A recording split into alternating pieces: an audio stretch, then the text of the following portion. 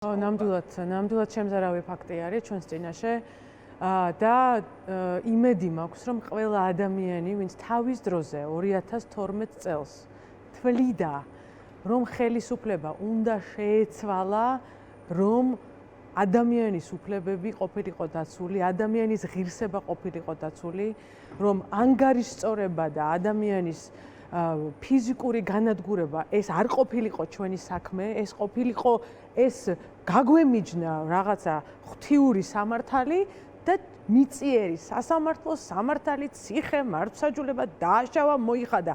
ეს გაგვემიჯნა და ეგეთი სახელმწიფო აგვეშენებინა, რა ვიცი, ეს ხალხი იყო იმ არჩევნებზე მისული და ეს ხალხი მე იმედი მაქვს, რომ კიდე არსებობს, ბევრის იმედი არა მაქვს, რომელიც ტრამვირებულია, რომელიც ისევ შურისძიებაშია ჩართული, მაგრამ დარწმუნებული ვარ, რომ ძალიან ბევრი ადამიანი ისევ იმ ფასეულობაზე დგას, როგორ შეიძლება იმას, ვისაც არ მოეწონა თავის დროზე ზერეკიძის მამის მკვლელობა, ხო გახსოვს? ხო გახსოვს? ანუ ეს იყო ტრაგიკული ვითარება, ეხლახანს მოხდა აი ამ ტულუკიანის კომისიაზე გამოიყვანეს გიორგი ზერეკიძე, რომელიც გაზრდილია, რომელსაც ჩვენ ვიცნობთ, რომელიც ბავშვი იყო მაშინ, ციხეში გარდაიცვალა. პატარა ბავშვი, ამაში მოყვა ციხეში სამწუხაროდ. მაშინაც ვაშუქებდი. რა თქმა უნდა.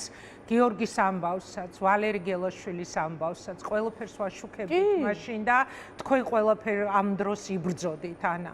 მაშინ სამოქალაქო სექტორში იყავით თქვენ. დღეს უკვე პოლიტიკური ლიდერი ხართ, ხო?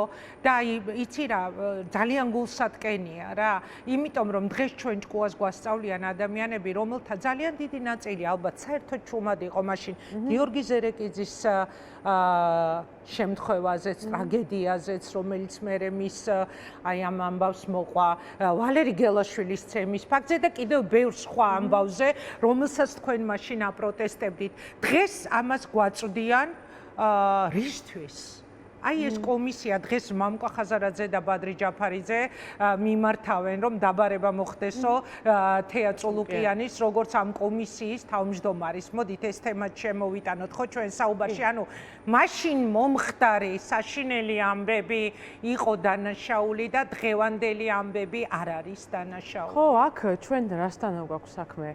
პირველი რაც დავინახეთ აი კომისიის შემთხვევაში, რეალურად ხალხი, რომელიც იქ გამოდის აი ამ წულუკიანის კომისიას და იმ ბალიშებს, აი ბალიშებს იქ ვინ ზის, ხო? ბალიში რა არის? დაჯდები, ინფორმას მიიღებს, ადგები, ხო? აი იმ ბალიშებს, რომლებიც იქ წხედან, რომელიც სხვათა შორის სისტემის ნაწილები იყვნენ. არასხობთ კომისიის წევრებს, რა თქმა უნდა, ერთი მოსამართლე იყო, მეორე პოლიციელი იყო, საერთოდ ეხა რა ხალხს რო ტვინსურებენ, რო აქ რაღაც მართლმსაჯულებასთან არის საქმე, ჯერ ეს ერთი, მაგრამ მათ არ ჭირდებათ არავინ ადამიანი, რომელიც ამ პრეტენზიას გამოთქვამს, ან სიტყვას დაგიბრუნებს. მათ აი დღეს რა მოხდა?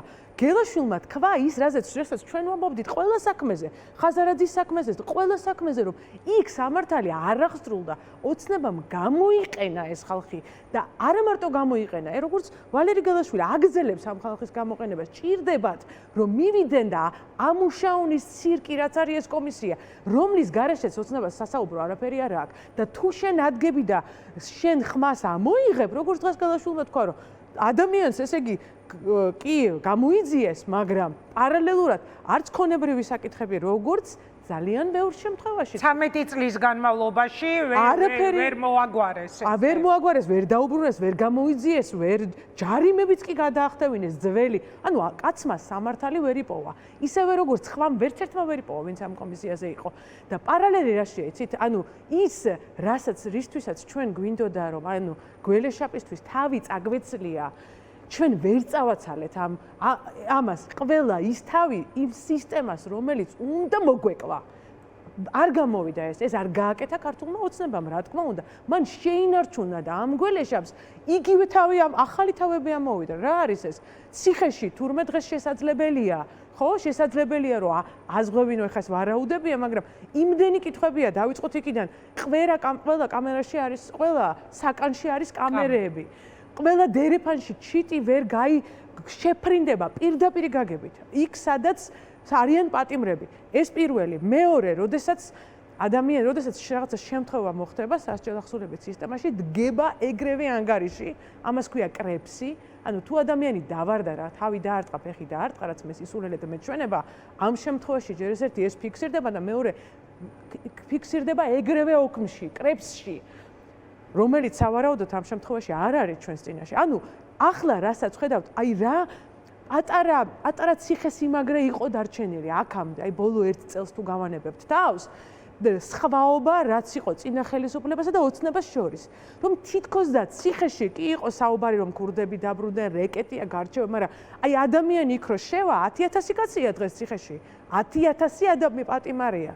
ადამიანი იქ რო შევიდოდა, თითქოს ქონდა იმედი, რომ დააშავა, დაისჯება და ამის მეც მას პასუხს, ანუ ღვთის როლს არავინ არ აიღებს, ხო?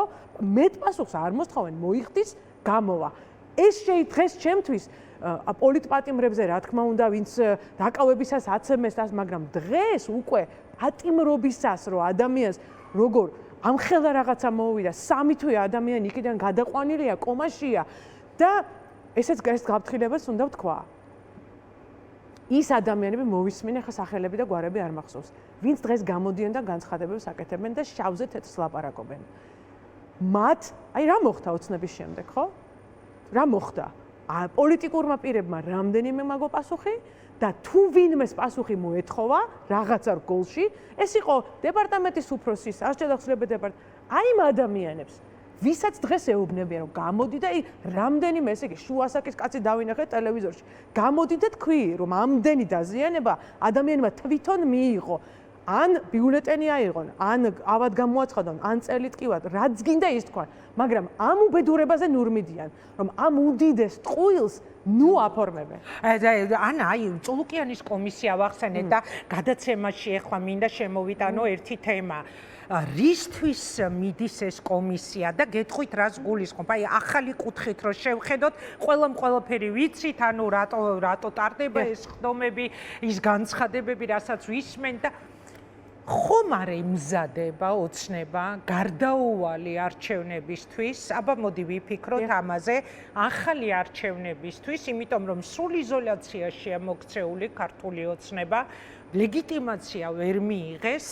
ხომ არ იცის, რომ გარდაუვალია ახალი არჩევნების დანიშვნა, რასაც ითხოვს პროტესტი, საზოგადოება და ხომ არ მიდის იგივე აი ამ წულუკიანის კომისიით უკვე ერთგვარი წინასაარჩევნო ფონის შექმნა, რომ აი ხალხო, აი სადისტები, აი ჯალათები და ჩვენ გაგათავისუფლეთ მათგან. ანუ ტიპიური წმინდა წინასაარჩევნო კამპანია ხომ არ აქვს დაწყებული, არა ადგილობრივისთვის მხოლოდ არამედ ახალი არჩევნებისთვის წულუკიანის ამ კომისიის ხდომებით.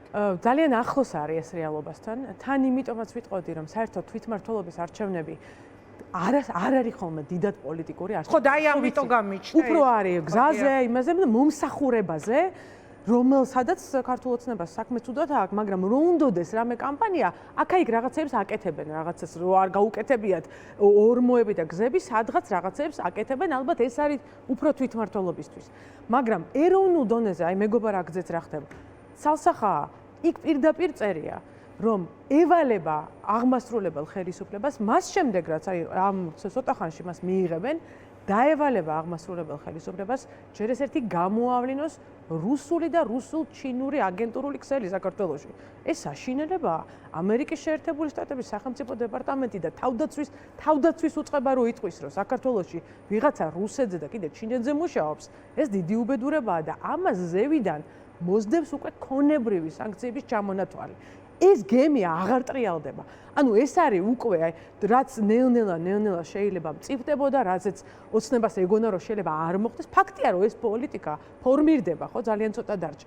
ამ პირობებში ელემენტარულს გაჩვენებთ, აი ვაშინგტონიდან რომ გამოდიან, რა სახეები აქვთ. იმ ხო შეგიძლია ვნახოთ ელემენტარულია, ხო, ჩამოსტირით დავითაშვილს, ჩამოსტირის და მის შემადგენლობას ხვირპირი. ეს კარგი შეხვედრიდან როგორ იქნებოდა. მათ იციან, რომ ეს არავინ ამ რაღაცებს არ გადათქვავს და მათ აქვთ პატარა ფანჯარა, რომ თავი მოიტყუონ და ხალხი მოატყუონ და დასავლეთიც იქ შესთავაზონ ეს წარმოდგენა, რომ კი ბატონო, აი ჩვენ ვატარებთ ახალ არჩევნებს. მაგრამ ისე ჩაატარონ პროპაგანდა, წნეხი, მოსყიდვა. ნახეთ რას აკეთებენ თან მნიშვნელოვანია ინდივიდუალური წნეხი. ლამის მთელი ოპოზიცია გირაოთ იყავთ გაშვებული ხალხო, რომ მეუბნებიან ოპოზიცია. ეხლა რეალობას ხო უნდა შევხედოთ.